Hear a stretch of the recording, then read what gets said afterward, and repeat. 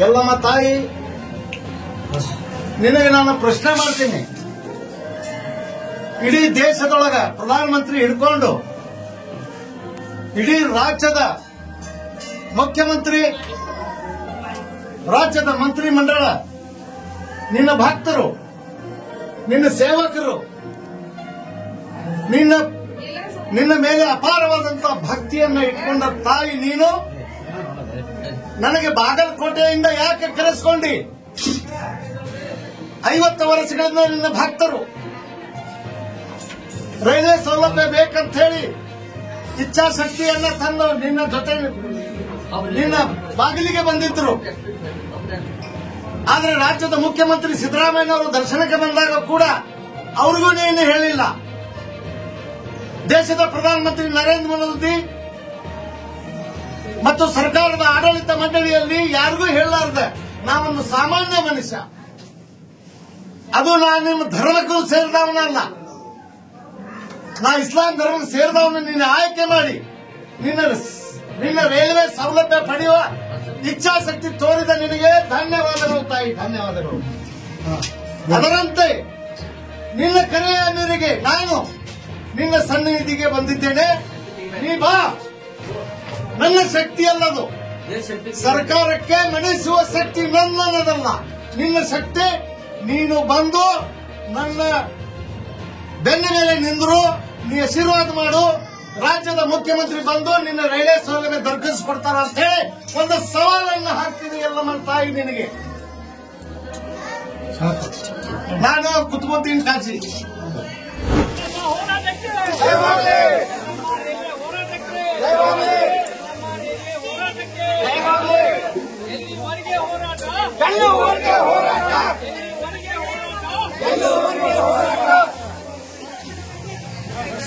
Railway ಹೋರಾಟಕ್ಕೆ, railway ಹೋರಾಟಕ್ಕೆ, railway ಹೋರಾಟಕ್ಕೆ, ರೈಲ್ವೆ ಹೋರಾಟಕ್ಕೆ, ಯಲ್ಲಮ್ಮ ಎಕ್ಸ್‌ಪ್ರೆಸ್ ರೈಲ್ವೆ ಹೋರಾಟಕ್ಕೆ, ಯಲ್ಲಮ್ಮ ಎಕ್ಸ್‌ಪ್ರೆಸ್ ರೈಲ್ವೆ ಹೋರಾಟಕ್ಕೆ.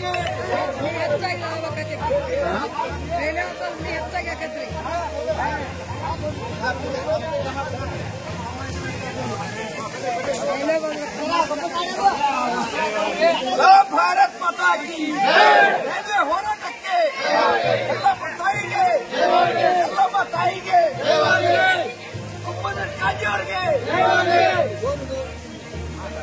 ವಿಶ್ವಾಸಣ್ಣ ವೈದ್ಯ ಅವರೇ ಹಾಗೂ ಹಿರಿಯರಾದ ತಿರುಪಣ್ಣ ಮಾಮನಿ ಅವರೇ, ಈ ಒಂದು ರೈಲ್ವೆ ಹೋರಾಟ ಕ್ರಿಯಾ ಸಮಿತಿ ಸವದತ್ತಿಯ ಅಧ್ಯಕ್ಷರಾದ ಶಂಕರಗೌಡ ಪಾಟೀಲ್ ಅವರೇ, ಇನ್ನುಳಿದ ಎಲ್ಲ ಗಣ್ಯ ಮಾನ್ಯ ಅತಿಥಿಗಳೇ, ಪತ್ರಿಕಾ ಪ್ರತಿನಿಧಿಗಳೇ, ಈ ಹೋರಾಟಕ್ಕೆ ಸಂಪೂರ್ಣ ಪ್ರೇರಣಾ ನೀಡಿ ನಿಮ್ಮೆಲ್ಲರಲ್ಲಿಯೂ ಕೂಡ ಅರಿವು ಮೂಡಿಸಲಿಕ್ಕೆ ಬಂದಿರುವ ಕುತುಬುದ್ದೀನ್ ಕಾಜಿ ಅವರೇ ಹಾಗೂ ರಾಮದುರ್ಗದಿಂದ ಆಗಮಿಸಿರುವ ಎಲ್ಲ ಹೋರಾಟ ಸಮಿತಿಯ ಪದಾಧಿಕಾರಿಗಳೇ, ಇದುವರೆಗೆ ನೀವೆಲ್ಲ ಈ ಒಂದು ಕಾರ್ಯಕ್ರಮದ ಮುಖ್ಯ ಉದ್ದೇಶವನ್ನ ಕುರಿತು ಎಲ್ಲ ವಿಚಾರಗಳನ್ನ ಕೇಳಿದಿರಿ.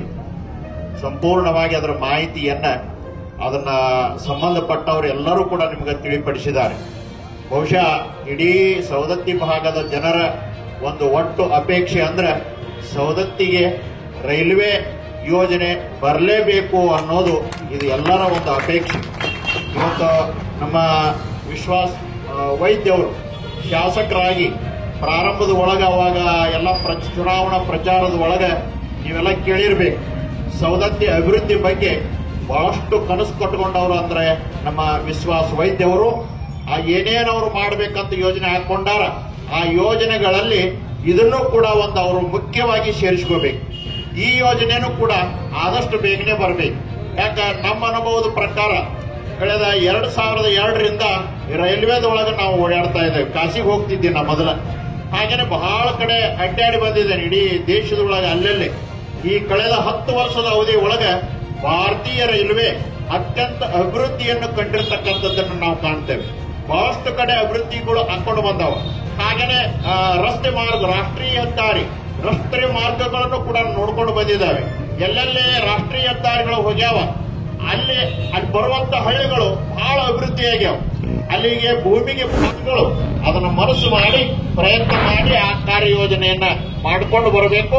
ಇವತ್ತು ನಮ್ಮ ವಿಶ್ವಾಸ ವೈದ್ಯ ಅವರು ಶಾಸಕರು ನಿಮ್ಗೆಲ್ಲ ತಿಳಿಪಡಿಸಿದ್ದಾರೆ. ಆ ಒಂದು ಯೋಜನೆನೂ ಕೂಡ ಅಭಿವೃದ್ಧಿ ನಿಟ್ಟಿನೊಳಗೆ ಅವರು ಪ್ರಯತ್ನ ಮಾಡ್ಕೊಂಡು ಬರಬೇಕು. ಹಾಗೇನೆ ಇವತ್ತ ಕಾಜಿಯವರು ಅವ್ರು ಎಲ್ಲಿ ಕರೆದ್ರು ನಾವು ಬರ್ತೇವೆ ಅಂದ್ರು. ಆದ್ರೆ ಅದು ಹಂಗಲ್ಲ. ಶಾಸಕಿ ಅವ್ರು ಏನು ತೀರ್ಮಾನ ಮಾಡ್ತಾರ ಮುಖ್ಯಮಂತ್ರಿಗಳಿಗೆ ಹೋಗಿ ಭೇಟಿ ಆಗಬೇಕು. ಇದ್ರ ಬಗ್ಗೆ ಈ ಭಾಗದ ಎಲ್ಲಾ ಸ್ವಾಮಿಗಳು ಬರ್ತೇವೆ. ಆಮೇಲೆ ಹಾಗೇನೆ ಎಲ್ಲಾ ಪ್ರತಿನಿಧಿಗಳನ್ನ ಕರ್ಕೊಂಡು ಒಂದು ಸರಿ ಬೇಕಾದ್ರೆ ಮುಖ್ಯಮಂತ್ರಿಗಳನ್ನ ಅವರ ಮುಖಂಡತ್ವದೊಳಗ ಭೇಟಿ ಆಗ್ಲಿಕ್ಕೆ ಒಂದು ಅವಕಾಶ ಅದ. ಅದನ್ನ ಅವ್ರು ಯಾವಾಗ ಅಂತಾರ ಅವಾಗ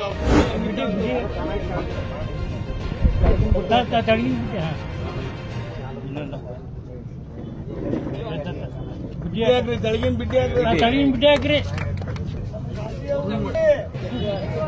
ಹೋರಾಟಕ್ಕೆ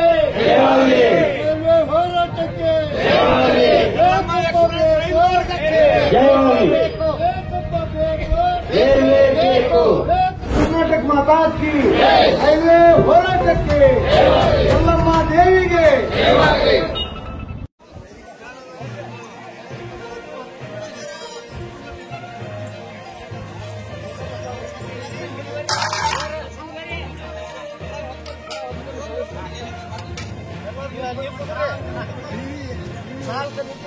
ಯಲ್ಲಮ್ಮ ತಾಯಿಗೆ, ಯಲ್ಲಮ್ಮ ತಾಯಿಗೆ, ಭಾರತ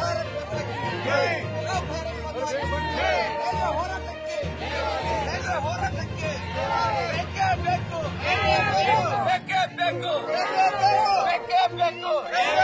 ಯಲ್ಲಮ್ಮ ತಾಯಿಗೆ, ಯಲ್ಲಮ್ಮ ತಾಯಿಗೆ ಯಲ್ಲಮ್ಮ ಎಕ್ಸ್ಪ್ರೆಸ್ ಬೇಕೇ ಬೇಕು, ಯಲ್ಲಮ್ಮ ಎಕ್ಸ್ಪ್ರೆಸ್ ಬೇಕೇ ಬೇಕು, ಯಲ್ಲಮ್ಮ ಎಕ್ಸ್ಪ್ರೆಸ್ ಬೇಕೇ ಬೇಕು, ಯಲ್ಲಮ್ಮ ರೈಲು ಬೇಕೇ ಬೇಕು, ಯಲ್ಲಮ್ಮನಿಗೆ ರೈಲು ಬೇಕೇ ಬೇಕು, ಯಲ್ಲಮ್ಮನಿಗೆ ರೈಲು ಬೇಕೇ ಬೇಕು, ಯಲ್ಲಮ್ಮ ಎಕ್ಸ್ಪ್ರೆಸ್ ಬೇಕೇ ಬೇಕು, ಯಲ್ಲಮ್ಮ ಎಕ್ಸ್ಪ್ರೆಸ್ ಬೇಕೇ ಬೇಕು, ಯಲ್ಲಮ್ಮನಿಗೆ ರೈಲು ಬೇಕೇ ಬೇಕು, ಯಲ್ಲಮ್ಮನಿಗೆ ರೈಲು ಬೇಕೇ ಬೇಕು, ಯಲ್ಲಮ್ಮನಿಗೆ ರೈಲು ಬೇಕೇ ಬೇಕು.